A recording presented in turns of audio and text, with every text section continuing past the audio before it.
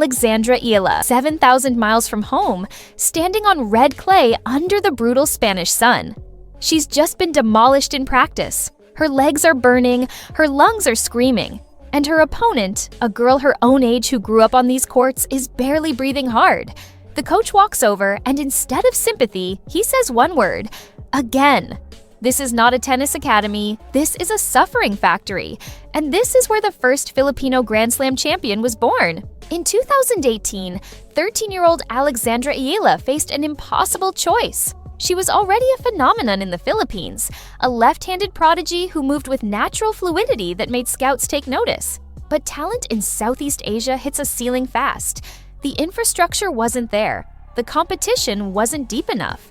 The pathway to the WTA Tour was blocked by logistics, travel costs, and the reality that the Philippines produces basketball stars, not tennis champions. Then, Rafael Nadal changed everything with a single scholarship offer to his academy in Manacor, Mallorca. On paper, it was a dream: train at the facility built by the king of clay himself. For a 13-year-old girl from Quezon City, it was terrifying. It meant leaving her parents, Riza and Mike Eala, leaving her brother, Miko, leaving everything she knew about home, food, language, and culture. Years later, at her 2023 graduation ceremony, Rafael Nadal admitted something profound. He told the crowd that becoming a father had finally made him understand what Eala's parents went through. He said that while his academy provided the courts and coaching, her family provided the real sacrifice, letting their daughter go into the unknown. But in 2018, none of that reflection had happened yet. There was only the decision: stay safe or risk everything for a chance at history. Alex Eala chose to risk everything. The Rafa Nadal Academy is not a country club with encouraging instructors.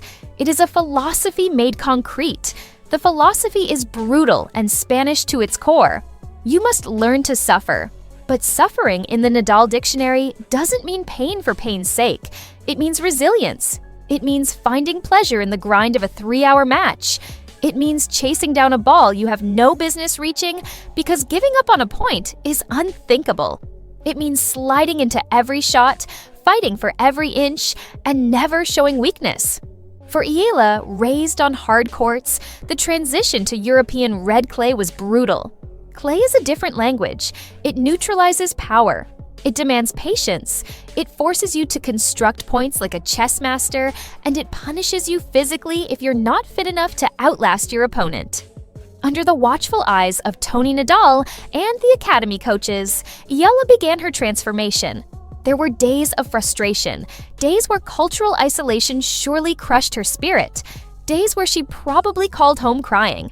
But slowly, the vamos mentality began to take root.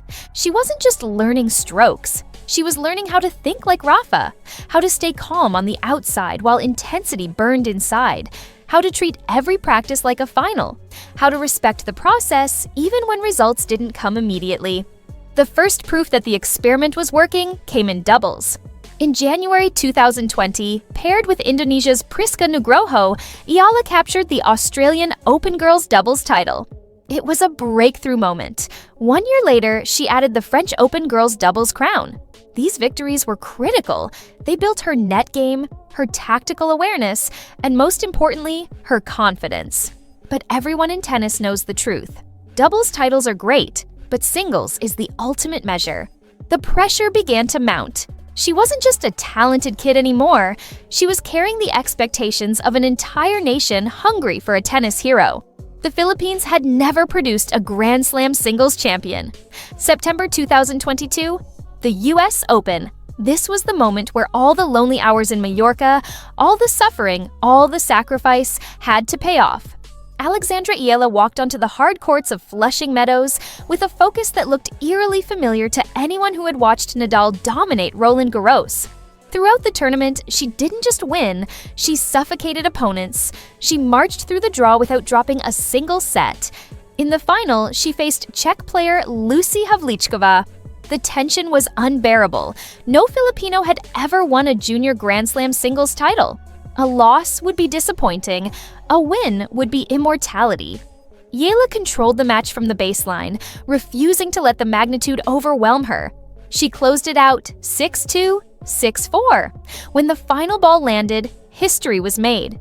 She was building her ranking brick by brick, focusing only on the process exactly as she'd been taught.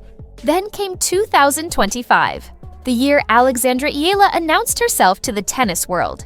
The turning point arrived at the Miami Open in March. She defeated world number 2 Iga Świątek in straight sets.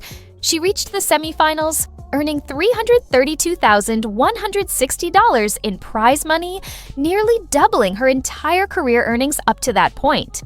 By March 31st, 2025, she became the first Filipino player ever to break into the WTA Top-100, reaching number 75. But she wasn't done.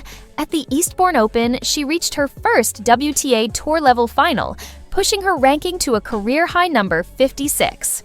At Wimbledon, she made her Grand Slam main draw debut. At the US Open, she made more history by becoming the first Filipino to win a Grand Slam main draw match in the Open era, defeating world number 14, Clara Tauson. In September, she captured her first WTA 125 title at the Guadalajara Open in Mexico, becoming the first Filipino to achieve this milestone. By November 2025, she had risen to world number 50, the highest ranking ever achieved by a Filipino player in tour history. Alexandra Eala's success has attracted major sponsors. She signed her first endorsement deal at 8 years old with Globe Telecom. She's been sponsored by French tennis brand Babolat since her junior career, and in 2019, signed with Nike. In 2022, she became an endorser for BPI Bank. As of 2025, Eala's estimated net worth is around $1 million, earned through her tennis career, endorsements, and prize money. Her career prize money has grown to over $907,000, with the Miami Open alone contributing over $332,000 to her earnings. The most telling moment of her journey happened on November 19th, 2025, exactly 1 year after Rafael Nadal's retirement. On that day, the legend stepped back onto the court at the Rafa Nadal Academy for a practice session with Alexandra Eala, the current WTA world number 50. After the session, Nadal posted on social media, "After a year, it felt great to be back on a tennis court. It was great to practice with you, Alex Eala. Next time I'll be stronger." It was classic Nadal humility, but it was also profound validation.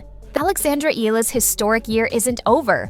She has been named as one of the flag bearers for the Philippines at the opening ceremony of the 33rd Southeast Asian Games in Bangkok, Thailand on December 9, 2025, alongside volleyball star Brian Bagunas.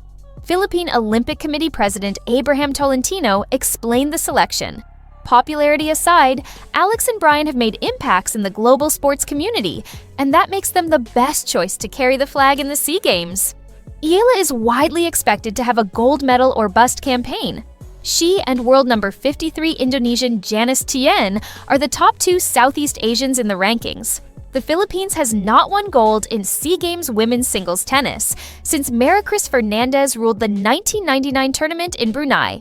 After the SEA Games, Eala will compete in the Macau Tennis Masters exhibition on December 27th to 28th, alongside tennis legends Li Na and Conchita Martinez, and rising stars like Mira Andreeva. Looking ahead to 2026, there's anticipation that Eala might compete in a historic home tournament.